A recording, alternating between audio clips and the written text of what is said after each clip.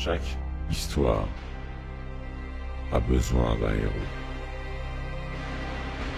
Qu'il soit bon ou mauvais,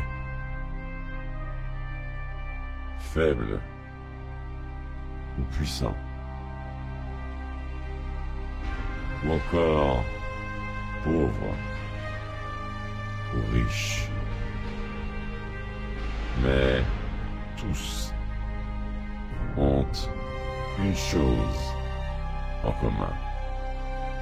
Ils ont tous été une fois des inconnus. Bon, et bien, ça y est, on y va. On va se lancer donc avec. Cette fois-ci, c'est Bento. Bento, salut Bento.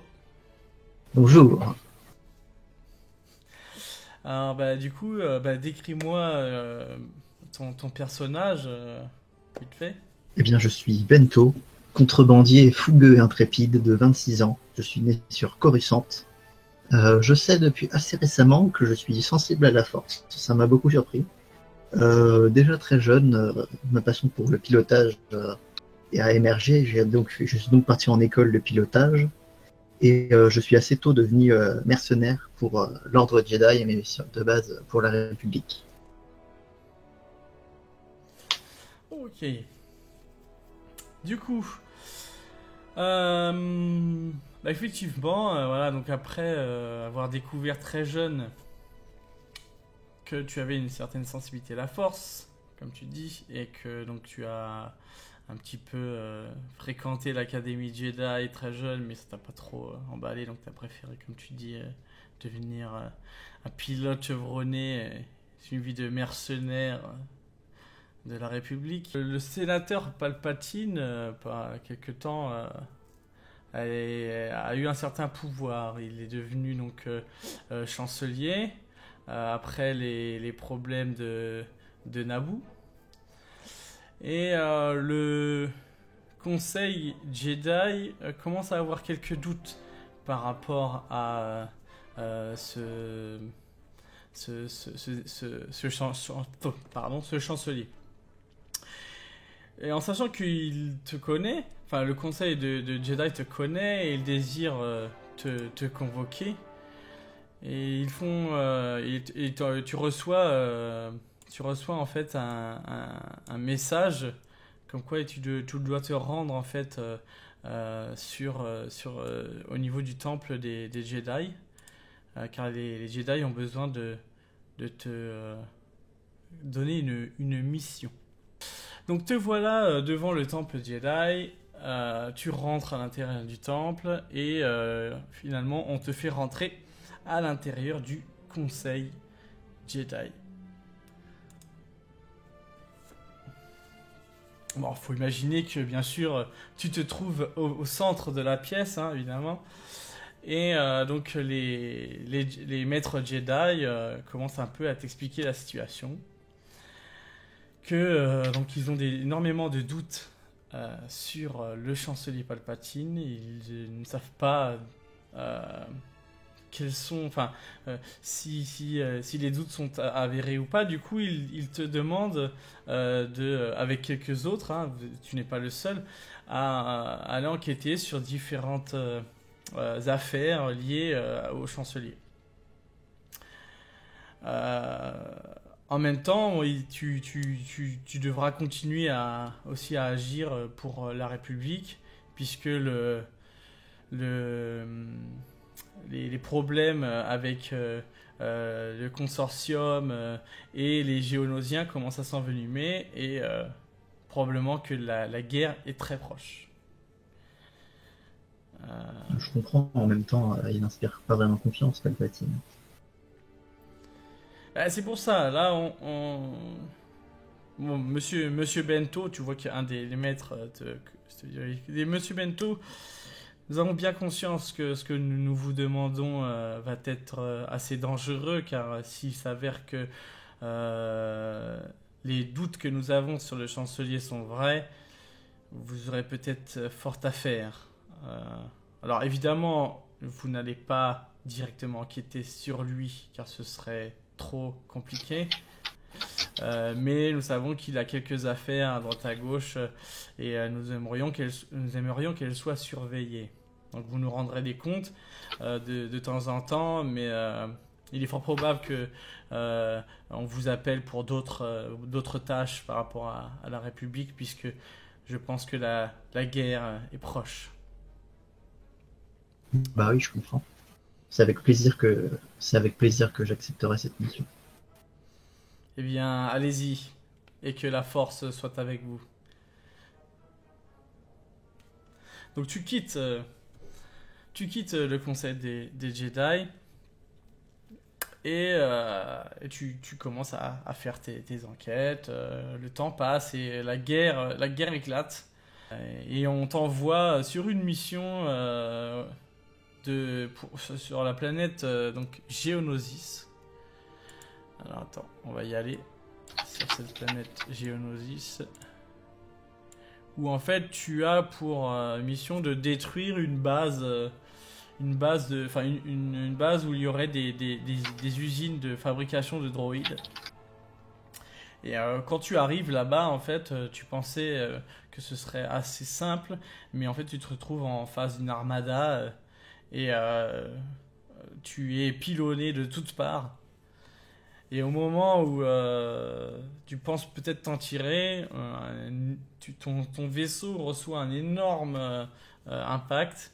Et là, tu sais que c'est fini. Donc, qu'est-ce que tu penses faire pour te sauver? Eh bien, je vais courageusement fuir à l'aide d'un dispositif de carbonite installé à l'arrière du vaisseau. Ok. Parce que de toute façon, mon équipage est déjà mort, donc il n'y a plus vraiment à sauver. Triste. Donc, tu vois que ça sonne de partout, la fumée, les flammes. Tu arrives justement dans l'endroit où il y a l'espèce de plateau de carbonite. Donc, qu'est-ce que tu fais? Eh bien, je saute dans le dispositif de carbonite et juste avant qu'il se déclenche, j'appuie sur ma télécommande qui permet de déclencher l'ouverture du sas. Ok, d'accord. Donc tu fais ça. Effectivement, la carbonite donc se fige quasiment instantanément. Et au même moment, le sas s'ouvre et tu es aspiré dans le vide. Et 2-3 secondes plus tard, le vaisseau explose. Et Mon vaisseau. enfin, après, c'est un gros vaisseau que j'ai mis là. Je t'avoue que c'était un gros vaisseau comme ça, c'est balèze. Mais j'ai pas trouvé un plus petit vaisseau à mettre. Donc, c'est Non, mais celui-là. c'est le gros vaisseau avec beaucoup de gens dedans. Et donc, il y a eu beaucoup de morts et tu es le seul survivant. Donc, le temps passe. Beaucoup de temps passe. Des choses ont changé. Ça, tu le sais pas. Et puis, tu rouvres les yeux. Et quand tu ouvres les yeux, tu vois ceci. Tu étais complètement perdu en fait. Tu as fermé les yeux. Tu étais dans un vaisseau qui allait exploser. Tu étais à deux doigts de mourir. Et quand tu ouvres les yeux, tu te retrouves encore dans un vaisseau. Tu es un peu perdu. Et là, tu vois en face de toi cette Zabrak, pardon, une Zabrak qui te regarde et qui dit vous allez bien? Ça va? Bah, je sais pas trop. C'est-à-dire que je sais pas, déjà où je suis où. Alors elle te dit qu'elle se nomme Pra, qu'elle t'a récupéré en fait dans l'espace. Tu étais dans de la carbonite.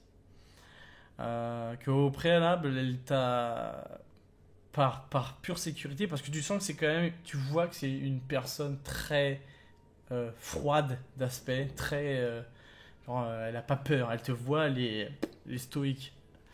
Tu vois qu'elle est une combattante, Tu vois, au vu de ce que tu vois sur elle, c'est une combattante, elle est sûre d'elle, elle a pas peur. Elle te dit qu'elle, par sécurité, elle a relevé ton identité pour savoir qui tu étais.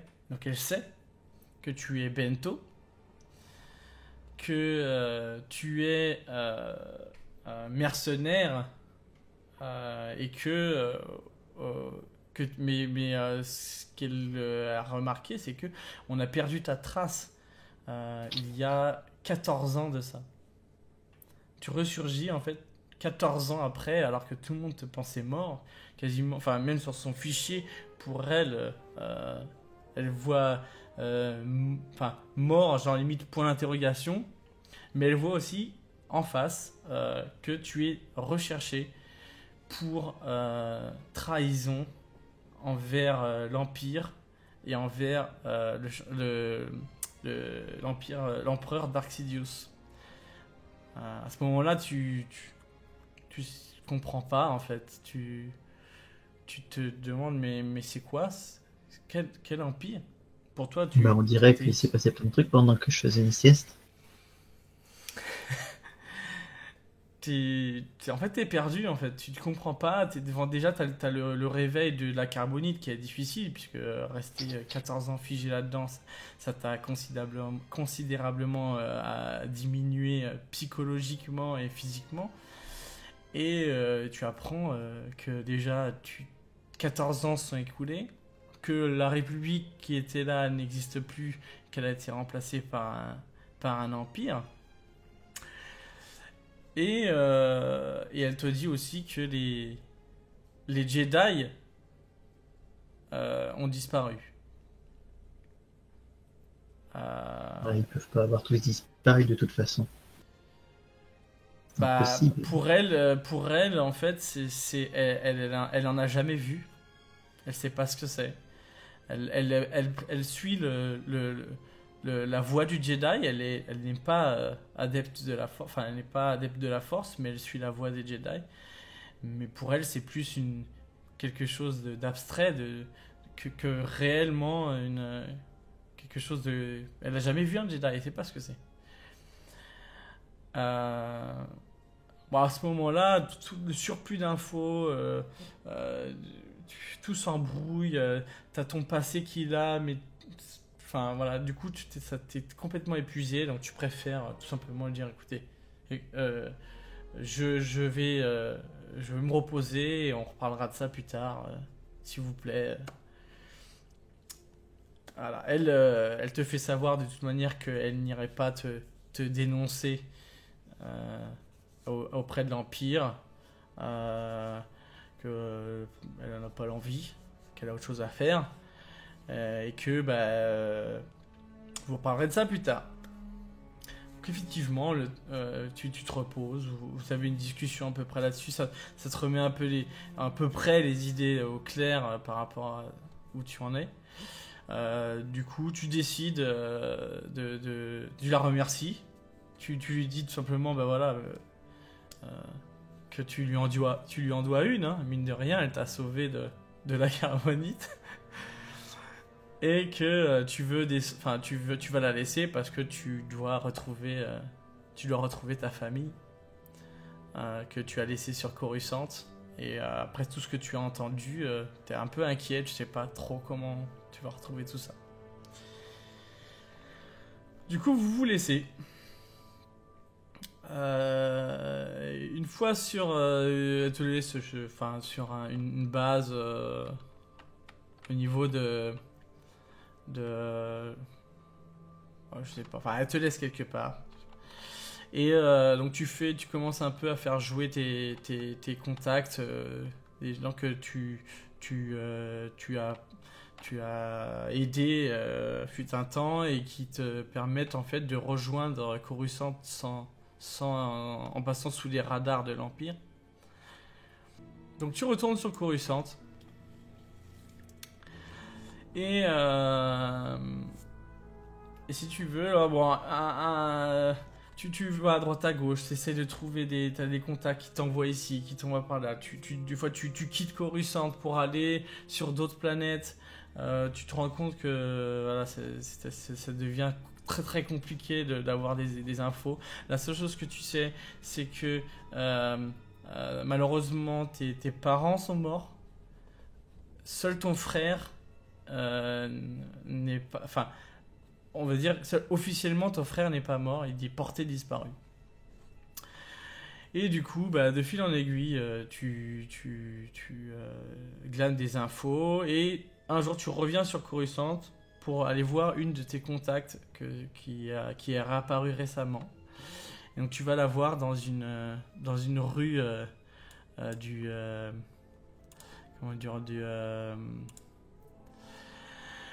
de l'underground coruscantien, je sais pas comment on peut dire ça. Voilà, qui est genre comme ça, tu vois. Et au détour d'une autre rue, tu as une espèce de maison close. Et c'est là qu'elle te donne rendez-vous. Tu la vois arriver dans... Hein? Charmant comme endroit. Ah bah évidemment. Tu la vois arriver, alors tu te fieras pas à la photo, elle n'a pas son blaster à la main.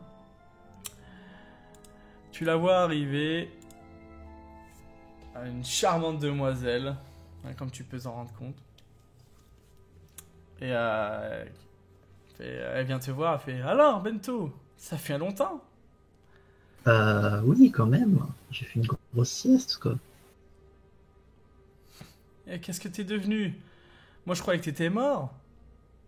On dirait pas. J'étais le premier surpris en même temps.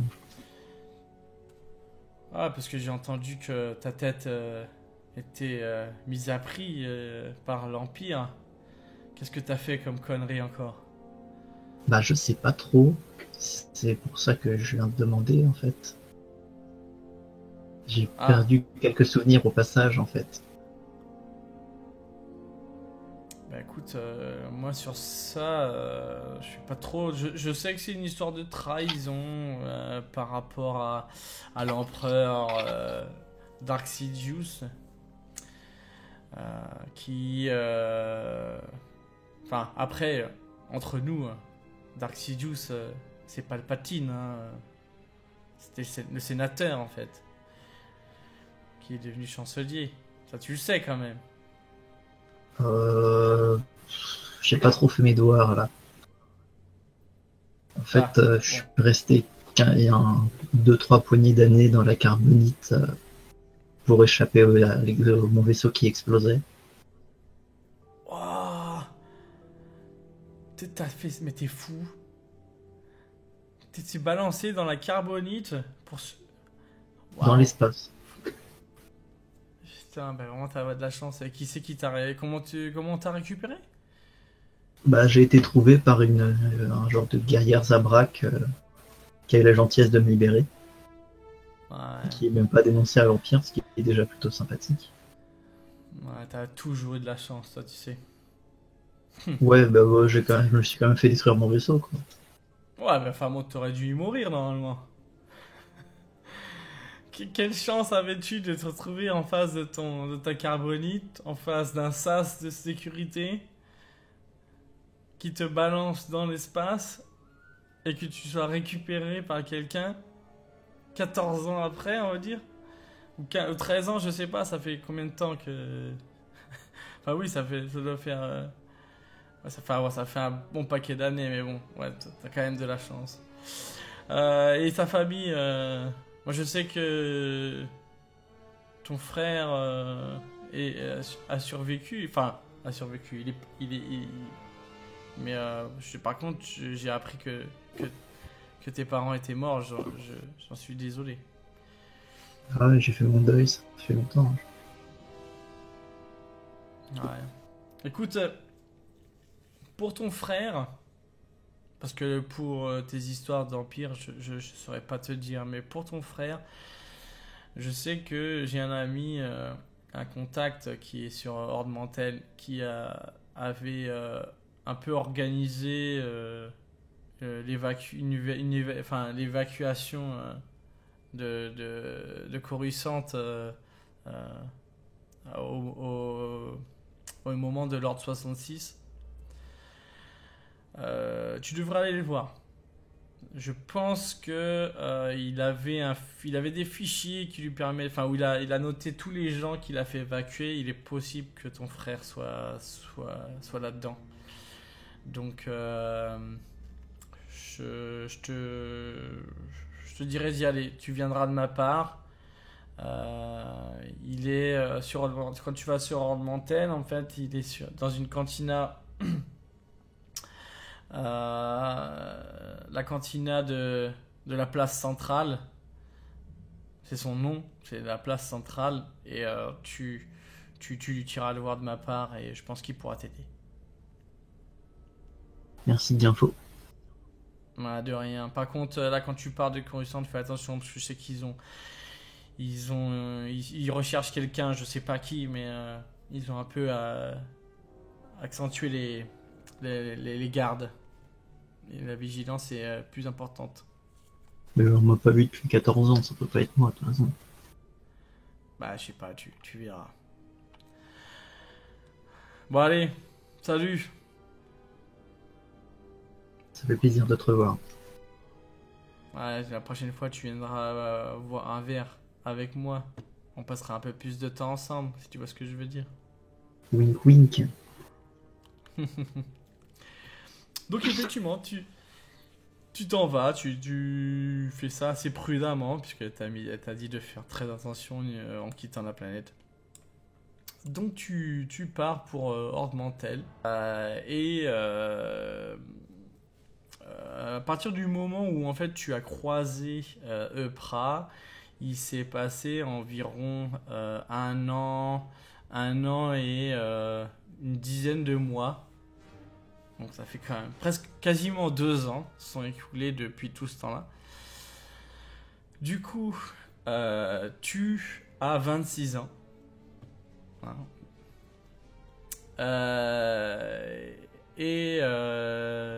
Parce que oui, ce qu'on n'a pas mentionné tout à l'heure, c'est qu'au moment où ton vaisseau a explosé, que tu t'es jeté dans la carbonite, tu avais l'âge de 24 ans.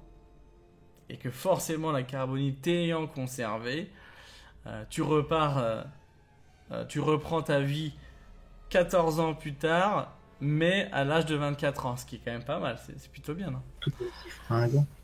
Voilà, toujours aussi. Il s'est passé en fait quelques secondes pour toi, alors qu'il s'est passé 14 ans. Enfin, non, attends, que je te dise pas de bêtises, 14 ans. Du coup. Donc tu vois là sur Orbantel, donc tu te renseignes un petit peu pour savoir où est cette cantina, et donc tu arrives là-bas et on te présente à un botan, et c'est là que tu lui dis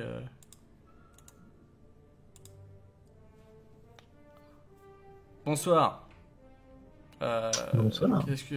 Est-ce que je peux faire quelque chose pour vous? Oui, j'étais envoyé à vous par un de mes contacts pour avoir quelques informations sur mon frère. Quel contact? Kayla Queen. Ah, Kayla Queen. Toujours aussi charmante. Oui, je sais bien. Ça fait longtemps que je l'ai pas vue celle-là. Il faudrait peut-être un de ces quatre que je descende. Enfin, que j'aille la voir sur Coruscant. Oui, c'est pas le sujet. Voilà. Bien avoir des infos sur mon frère. Ah, votre frère. Oui. Et c'est qui votre frère? Parce que moi je ne sais pas, des frères il y en a plein. Oui, mais celui-là c'est le mien, il est unique. Bah il s'appelle comment? Bonne question. Et là c'est le moment où tu improvises. Déjà, est-ce que je m'en souviens? Mais bien sûr que tu te souviens de ton frère. Eh bien, il s'appelle Sanjuro. Sanjuro. Vous auriez pas, je sais pas, quelque chose, une photo que je puisse peut-être Attendez que je recouper cherche. avec.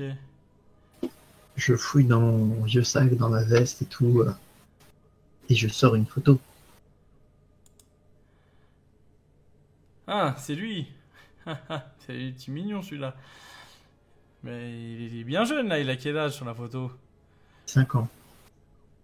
5 ans. Ok, c'est la dernière photo que vous ayez eue de lui avant de perdre sa trace alors Oui. j'imagine. Ah, attendez, donc tu vois qu'il commence à... Enfin, il a une espèce de datapad avec lui où il a plein de données. Vous Je veux avez savoir perdu où sa il est. trace sur Coruscant, c'est ça? Pendant l'ordre 66? Moi, pendant l'ordre 66, j'étais un peu loin. Oui, mais je suppose que il était sur Coruscant, ce jeune Oui, garçon. lui aussi. Ouais, d'accord, donc je vais regarder ça. Donc, tu vois qu'il commence à bidouiller son truc. Il regarde une liste de noms. Il fait ah, Sanjon, effectivement, j'en ai un. Mais j'ai un problème. C'est que il a. Et là, il te dit que, en fait, ce petit est parti sur un vaisseau de croisière, en fait, qui s'appelle l'Étoile Blanche. Donc, c'est ce vaisseau. Qui, en fait, a été. Au moment où il est parti, ça s'est bien passé, mais un peu plus tard, pendant le voyage, il a été attaqué par des mercenaires. Et on a perdu la trace du vaisseau en fait. Le vaisseau a disparu. Il a pas explosé et on n'a pas retrouvé trace du vaisseau tout simplement. Du coup, c'est la dernière info qu'il a de lui, c'est qu'il était sur l'Étoile Blanche. Il était accompagné. Tu peux dire que quand il est parti, il était accompagné d'un homme. D'âge mûr et d'une petite fille plus jeune que lui. A priori, il estime qu'elle devait avoir 4 ans au moment où ça s'est passé. Mais lui avait 6 ans. Donc tu sais déjà qu'entre le moment où tu as la photo toi et le moment où il est monté sur l'Étoile Blanche, il s'est passé 1 an déjà. Ok. En sachant que cette photo-là, c'est la dernière photo qu'il t'a donnée avant que tu partes sur Geonosis. Parce qu'il était parti faire un petit voyage avec tes parents et il te montrait un peu la superbe vue qu'il avait de... Et on se débrouille comment pour y avoir accès à ce vaisseau? Ah, on sait pas, il est perdu. Je ne peux... Enfin, honnêtement, on ne sait pas, on n'a plus aucune trace de ce vaisseau. Il a été... il a complètement disparu. Voilà, donc après il dit voilà, je suis désolé, je pourrais pas plus vous aider. Maintenant, essayez de peut-être trouver des traces de cette étoile, enfin ce vaisseau. C'est la seule chose que je peux vous dire. D'accord. Du coup, tu t'es dégoûté, hein, finalement. Hein. T'as un peu plus, mais en soi, t'as rien de plus. Et en fait, bon, tu commences à sortir de la cantina. Et au moment où tu sors de la cantina, tu passes la porte et là, tu vois... Bougez plus! C'est à ce moment quand on se dit qu'il serait bien de fuir courageusement. Ne bougez plus, surtout ne bougez plus, sinon on vous abat sur place. Déposez toutes vos armes sur le sol, dépêchez-vous. Je suis pas armé du tout. Mais là, en gros, ils sont en face de la porte, t'es dans la cantina. Donc en gros, à part aller dans la cantina où il n'y a aucun endroit où aller. Après, Bon. si tu peux passer par-dessus. Mais je pense que ça va être un peu Tentons de compliqué. survivre. Coopérons. Bon, suivez-nous. Alors tu vois ils arrivent vers toi, il y en a un qui passe derrière, t'en as un autre qui récupère ta carabine et les galères tout ça. Et Ils vous te aviez mettent pas mes affaires. Hein. il te met les menottes laser. Et vous partez vers le spatioport où une navette impériale vous y attend. Ils te foutent dans un coin et te disent Bon, maintenant, on va t'emmener dans un endroit qui va te faire du bien. Ça te fera réfléchir sur ta trahison envers l'Empire. On te cherchait depuis très longtemps. du coup, tu vois que le vaisseau tu sens que le vaisseau décolle, ça part je ne sais où. Moi, on m'avait pas expliqué le- qu'il y avait toujours des mecs qui étaient trop déterminés à marcher. Je crois. Ah ben ça, tu sais pas, il s'est passé 14 ans, comme tu te dis, il s'est passé Enfin, toi tu débarques en gros, hein. Il s'est passé... En gros là, il s'est quasiment passé 2 ans, t'as réussi à leur filer entre les doigts pendant tout ce temps-là.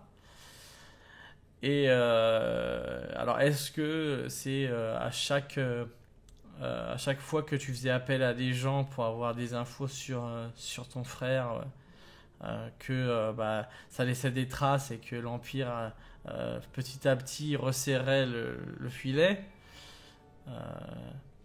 Est-ce que c'est ta contact la dernière qui t'a balancé? Tu sais pas en fait, tu étais un peu mais bon. Du coup, donc le vaisseau part, il se passe plusieurs jours.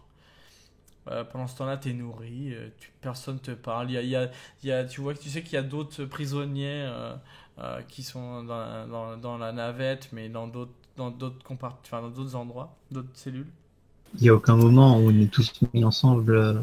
Non, non, non, vous êtes dans des trucs individuels. Ils veulent pas prendre de risques à vous mélanger. Et du coup, à un moment donné, le vaisseau, tu sens enfin, tu peux pas le sentir parce que c'est trop gros pour que ce soit un truc, mais tu vois qu'il commence à y avoir de l'activité un peu autour de ta cellule et le sas s'ouvre et le gars te dit Bon allez, c'est ta destination, suis-nous. Dépêche-toi. Oui, c'est bon. Pas besoin d'être si pressé. donc tu vois, il te lève, il te pousse un peu. Là, tu vois que il y a d'autres personnes, tu vois d'autres personnes qui se mettent en file indienne, d'autres détenus qui se mettent devant toi. Et au détour d'un hublot, enfin un sorte de hublot, tu vois en fait ceci. Fichtre.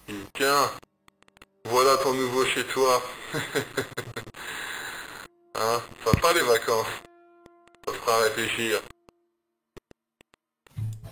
Et donc on t'emmène là-dedans. T'es pris en charge par. Je note que c'est vraiment un Stormtrooper qui parle de réfléchir. Moi, je dis c'est un peu l'hôpital qui se fout de la charité. Et t'es pris en charge directement par les agents là-bas. Et ça s'arrête là.